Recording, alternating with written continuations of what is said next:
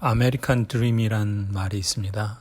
한국에서 들을 땐 그저 그런가 보다 했는데 실제로 제가 캐나다로 이민 가서 살다 보니 이 말이 피부에 와닿았습니다. 이민자의 성공신화. 이민자라면 누구나 한 번쯤은 생각해보고 꿈꿔본 단어라 할 수 있습니다. 오늘 본문의 요셉이란 청년은 그야말로 이민자의 성공신화의 주인공입니다. 그의 시작은 미약한 정도가 아니라 비참했습니다. 형들에게 미움을 사서 애굽의 노예로 팔려가 가장 비천한 종의 신세로 뜻하지 않은 이민 생활을 시작합니다. 외롭고 험난한 노예 생활이었지만 성실하게 살려고 최선을 다했습니다. 하지만 억울한 누명을 쓰고 감옥에 갇히는 전과자의 신세가 됩니다. 그렇게 10년 이상을 밑바닥 생활을 하다가 그야말로 하루아침에 애굽의 최고 권력자인 바로왕 다음가는 애굽의 총리에 임명되는 그야말로 기적 같은 성공신화를 이룹니다. 오늘날에도 미국의 오바마 대통령이 당선되었을 때 그의 아버지가 아프리카 케냐 출신의 이민자라는 점이 부각되었습니다.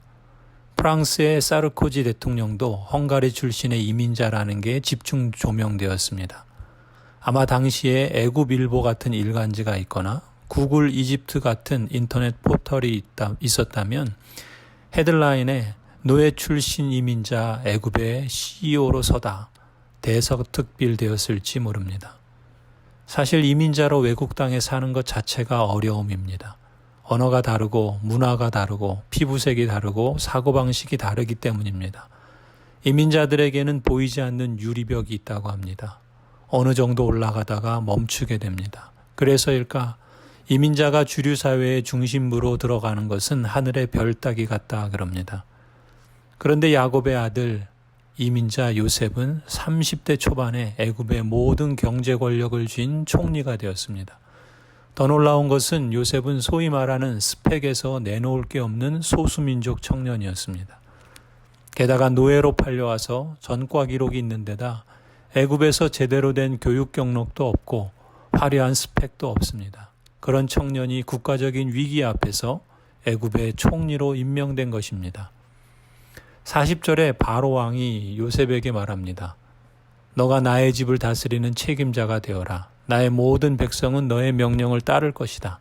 내가 너보다 높다는 것은 내가 이 자리에 앉아 있다는 것뿐이다. 41절 내가 너를 온 이집트 땅의 총리로 세운다. 42절 그렇게 말하면서 바로는 손가락에 끼고 있는 옥새 반지를 빼서 요셉의 손가락에 끼우고 고운 모시 옷을 입히고 금목걸이를 목에다 걸어 주었습니다. 44절 나는 바로다. 이집트 온 땅에서 총리의 허락이 없이는 어느 누구도 손 하나 발 하나도 움직이지 못한다. 이렇게 말합니다. 요셉의 기적 같은 성공신화는 어떻게 이루어진 걸까요? 첫째는 애굽의 위기 상황이 요셉에겐 기회가 되었습니다.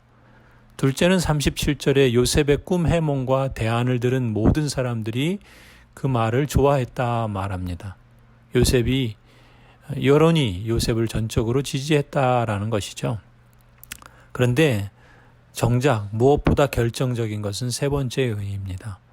38절을 보면 바로는 요셉이 하나님의 영이 함께하는 사람이라 생각했습니다.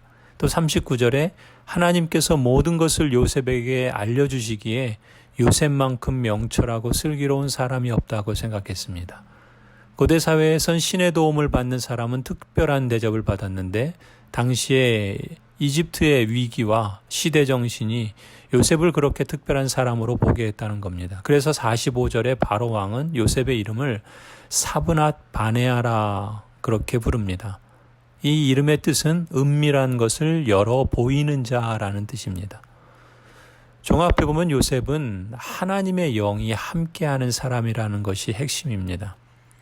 요셉은 비록 미숙한 모습으로 가장 비극적인 청소년기를 살았지만 하나님은 자비하셔서 요셉과 함께 해주셨습니다.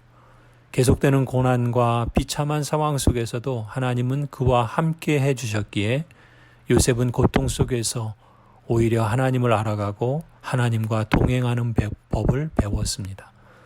45절을 보면 이민자 요셉은 그 땅의 여인과 결혼하여 신분상 완전히 애굽 사람이 되었습니다.